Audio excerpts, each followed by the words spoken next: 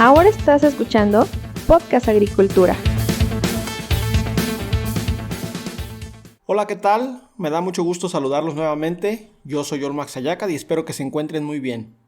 Les doy la bienvenida al episodio número 277 del podcast, en el cual vamos a hablar sobre agroquímicos y a hacer la reflexión sobre cómo podríamos dejarlos, o si no dejarlos, pues disminuir de manera considerable su utilización. Pero antes de pasar al contenido, quiero invitarlos a que visiten blogagricultura.com, mi página web donde podrán encontrar información actual sobre el estado de la agroindustria. Y con esto me refiero a que podrán encontrar noticias recientes, estadísticas sobre los principales cultivos producidos en México y en el mundo, y varias cuestiones más.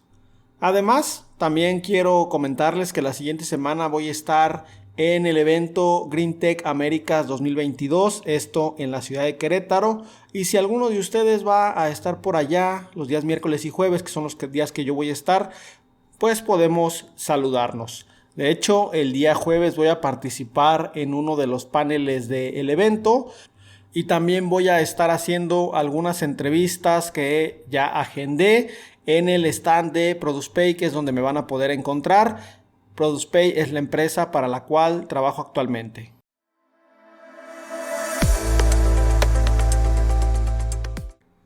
Seguramente alguna vez has escuchado el comentario de alguna persona, ya sea conocida o no, de que deberíamos de dejar utilizar agroquímicos, llámense pesticidas y fertilizantes, aunque casi siempre el comentario va más por el lado de los plaguicidas.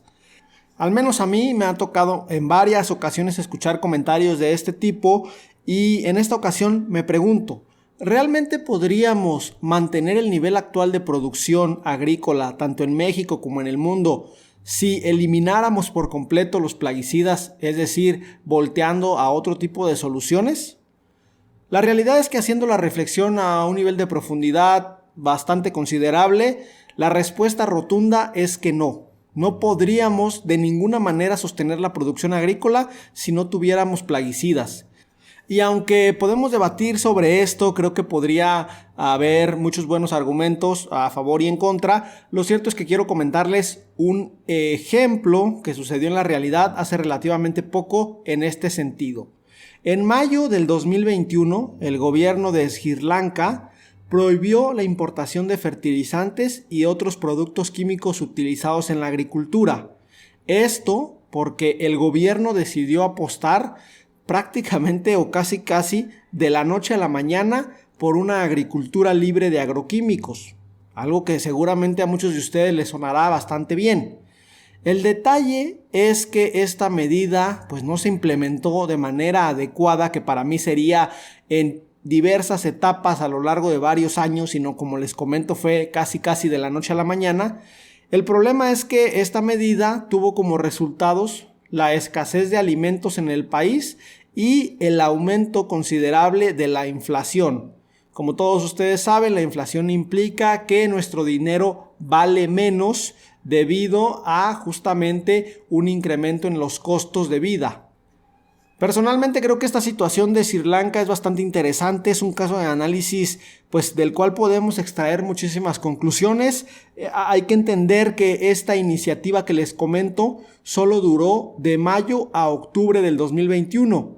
Pues debido a las pérdidas sufridas en la producción, en especial en la producción de té verde, que Sri Lanka es uno de los principales países en la producción de este cultivo, pues el gobierno se vio obligado a ceder ante la presión de los agricultores y de la sociedad en general y tuvo que habilitar nuevamente la importación de fertilizantes y pesticidas. Además, debido al daño causado por esta medida, el gobierno destinará $200 millones para indemnizar a 1 millón de agricultores de arroz, que en este caso el cultivo del arroz también fue otro de los grandes perjudicados.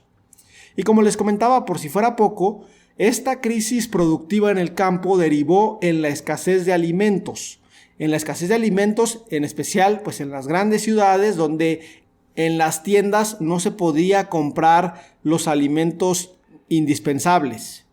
Ahora, esta escasez de alimentos llevó a que en el país se diera una inflación de 21.5%, que era el valor que se tenía hasta diciembre del 2021, lo cual generó desestabilidad económica en Sri Lanka, agravando la situación. ¿Por qué? Porque Sri Lanka es un país muy turístico y, como todos sabemos, debido al coronavirus, pues los países altamente turísticos tuvieron una disminución en el flujo de turistas y por lo tanto en Sri Lanka en los últimos años había habido una, pues digámoslo, crisis, dado que no estaban llegando los turistas. Y poco a poco, pues parecía que esta situación se estaba solventando cuando llega esta medida del gobierno y en esta ocasión, pues se agravó la situación social. Ahora bien, ¿cuál fue el impacto? ¿De qué magnitud de problema estamos hablando? Bueno, se estima que el impacto en el campo agrícola en Sri Lanka fue de que 1/3 de la tierra agrícola quedó inactiva. Pero eso no es todo. Como los bancos del país no cuentan con suficiente liquidez, el gobierno todavía no ha podido terminar de reponer la cantidad de insumos agroquímicos que se requieren para reactivar la producción agrícola, por lo que se estima que esta situación va a extenderse todavía durante este 2022 y posiblemente durante 2023. ¿A qué me refiero? Bueno, generalmente un país tiene un flujo más o menos establecido de importaciones de los recursos que se necesitan para la producción, salvo en aquellos países que son eminentemente productores de fertilizantes y de plaguicidas, pues la mayoría de los países en el mundo tienen que realizar importaciones de manera constante para poder mantener el ritmo de consumo de la producción agrícola. En el caso de Sri Lanka, como durante varios meses este flujo se vio interrumpido, pues al final de cuentas este flujo no se puede restablecer de la noche a la mañana, dado que los bancos del país no cuentan con la suficiente liquidez para hacer esas compras de enormes dimensiones en cuestiones monetarias y poder restituir rápidamente los volúmenes de inventarios que se deben tener para que la producción agrícola pueda seguir llevándose a cabo. Así que de esta manera pues van a empezar a realizar las compras poco a poco, de manera, digamos, con cierta temporalidad, pero pues esto va a hacer que justamente el tema de la reestructuración y la reparación del daño en el sector agrícola pues tarde todavía un poco más. Ahora imagina si esta situación pasó en un país como Sri Lanka, que a lo mejor no es un país que está en el top 10 de productores agrícolas. Imagina que una misma medida se establece en un país que está dentro de ese top 10. Seguramente los resultados van a ser todavía más catastróficos. Pero hagamos un ejercicio mental y preguntémonos, ¿cuál sería el proceso adecuado para que un país pudiera en determinado momento, pues no eliminar por completo el uso de fertilizantes y plaguicidas, pero sí disminuir de manera considerable su aplicación en la agricultura? Y quiero aclarar que no se trata de una reflexión sencilla, porque al final de cuentas esta es una de las problemáticas complejas de la agricultura.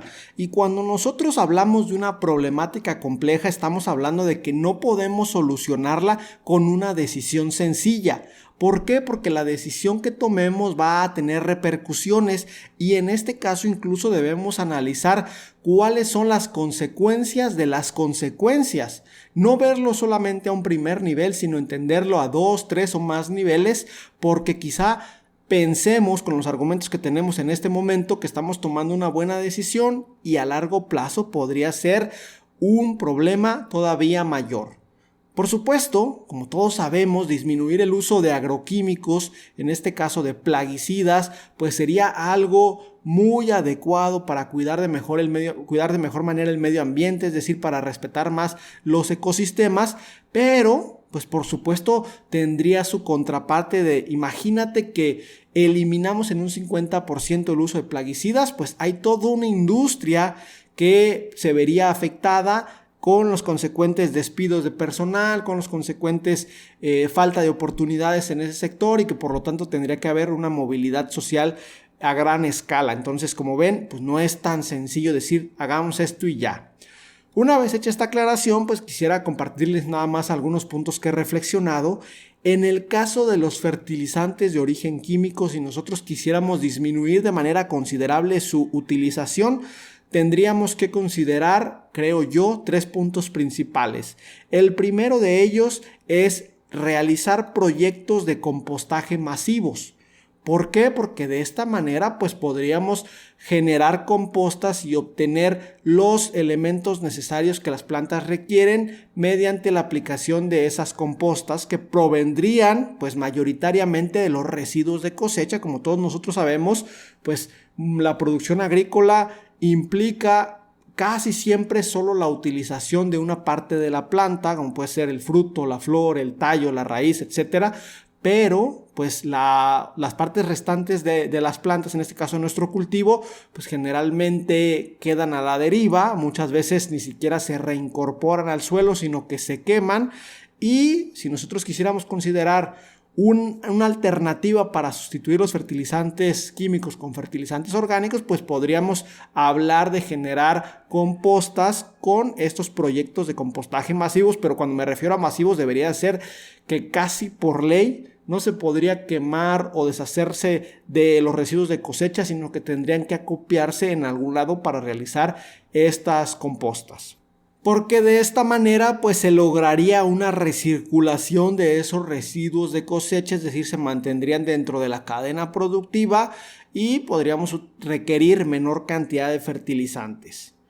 Un segundo punto es que debería ser obligatorio el establecer manejos de nutrientes, en los cuales por supuesto pues debería de ir contemplado el realizar análisis de fertilidad, análisis de pasta saturada, para de esta manera conocer los niveles de nuestro suelo y no llegar a ninguno de los dos extremos que generalmente se tocan sí o sí, subfertilizar o sobrefertilizar.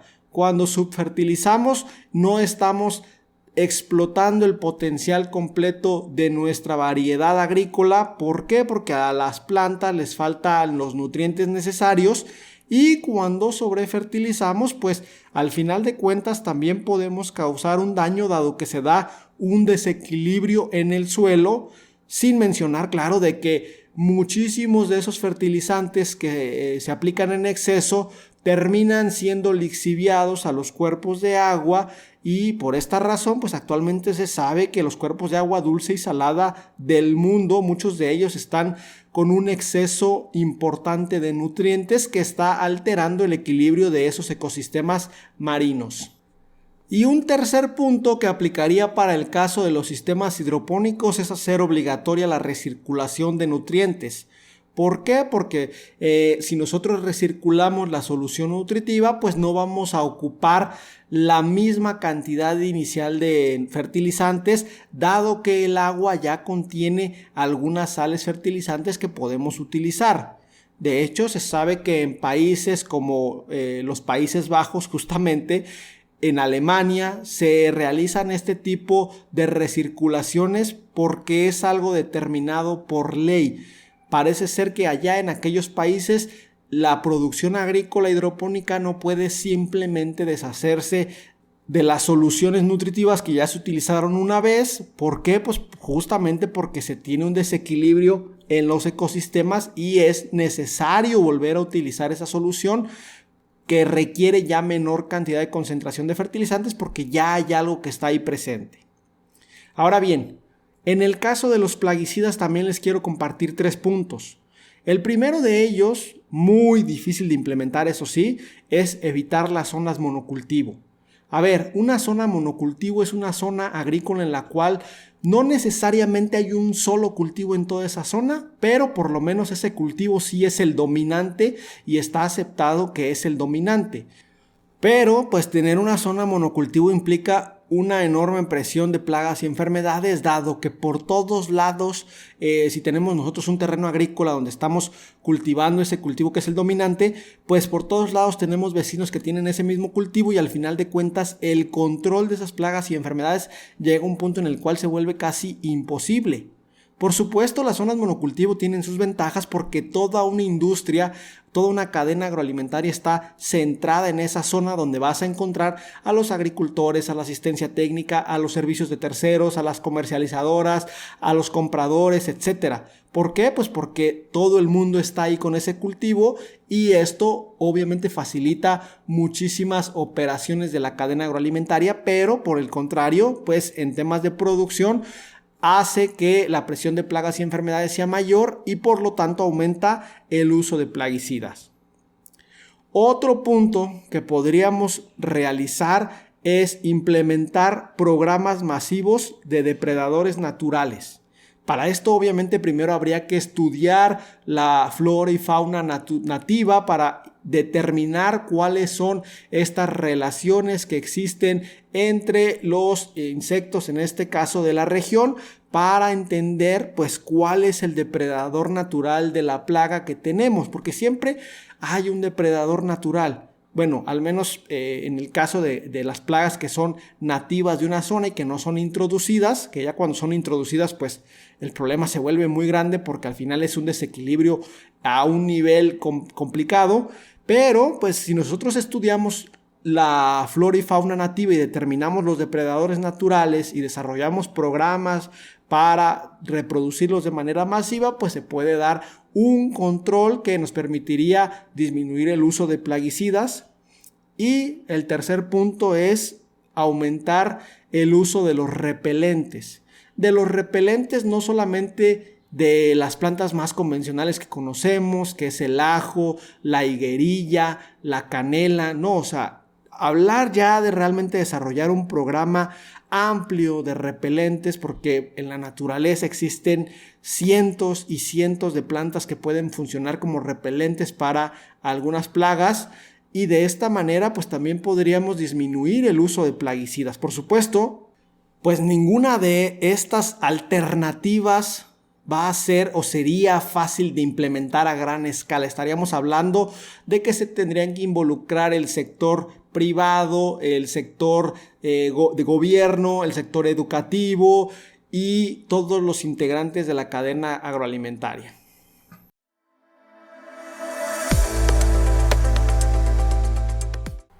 En fin, hasta aquí llego con lo que les quería comentar el día de hoy. Les reitero que este tipo de reflexiones suelen ser complicadas porque al final de cuentas estamos hablando de situaciones que tienen varios puntos de vista. Hay que contemplar, sí, por supuesto, el punto medioambiental, porque al final de cuentas, si maltratamos los ecosistemas y los descuidamos, tarde o temprano, pues la producción agrícola va a decaer de manera importante. También tenemos que considerar los puntos de vista económico, social, porque al final de cuentas pues, la agricultura da trabajo a muchísima gente, y empresarial, el punto de vista gubernamental, científico, etc. Es decir, se trata de conjugar varios aspectos muy, muy importantes. Muchísimas gracias por estar ahí. Yo los espero muy pronto con un episodio más del podcast. Espero que tengan un excelente día. Hasta luego. Hemos llegado al final de este episodio. Muchas gracias por escuchar Podcast Agricultura.